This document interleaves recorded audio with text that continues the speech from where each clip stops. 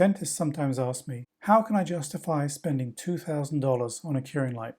My position is a great curing light is not expensive, but an undercured restoration is really expensive. Let's do the math. Assume the light costs $2,000. Now let's assume it's used on 10 restorations a day. And let's assume 250 working days a year. If the light's got a 5-year warranty, that gives you 12,500 uses. So the cost of the curing light is $2,000 divided by 12,500, which is 16 cents.